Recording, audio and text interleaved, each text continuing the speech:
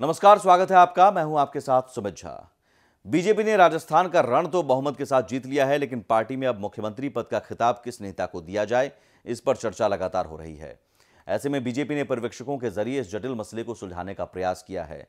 BJP Rajasthan की राजनीतिक स्थिति समझती है और आगामी लोकसभा चुनाव में इसका महत्व भी जानती है।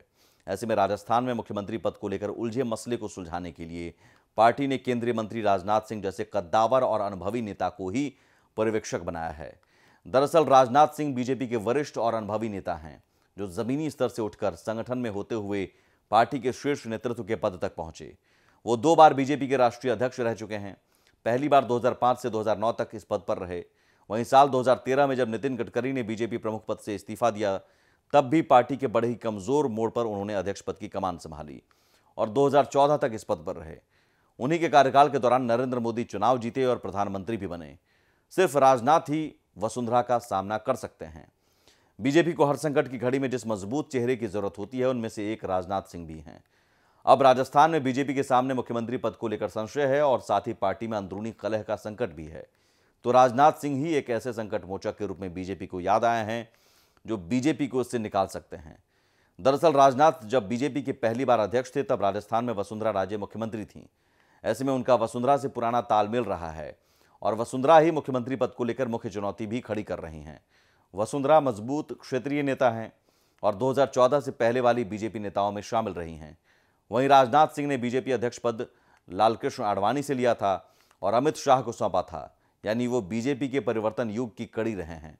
ऐसे में राजनाथ सिंह ही वो नेता हो सकते हैं जो वसुंधरा राजे का सम्मान के साथ सामना कर सकते हैं।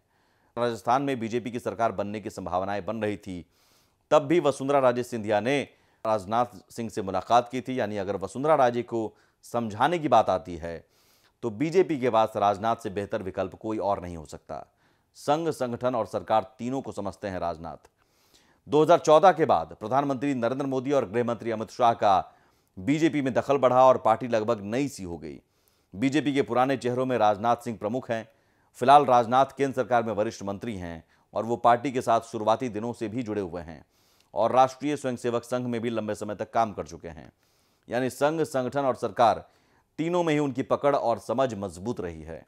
यानी राजस्थान में पार्टी जिस परिस्थिति से गुजर रही है, उसे अपने अनुभव से सुलझाने का काम राजनाथ ही कर सकते हैं। वसुंधरा के अलावा जिन सांसदों और मंत्रियों की तरफ से मुख्यमंत्री पद की दावेदारी की जा रही है, उन सभी से राजनाथ सीनियर हैं। अध्यक्ष, सांसद और संगठन स्तर पर उनका पाला राजनाथ से जरूर पड़ चुका है।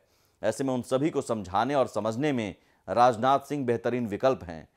बीजेपी ने राजनाथ के अलावा राज्यसभा सांसद सरोज पांडे और राष्ट्रीय महासचिव विनोद तावड़े को भी पर्यवेक्षक नियुक्त किया है।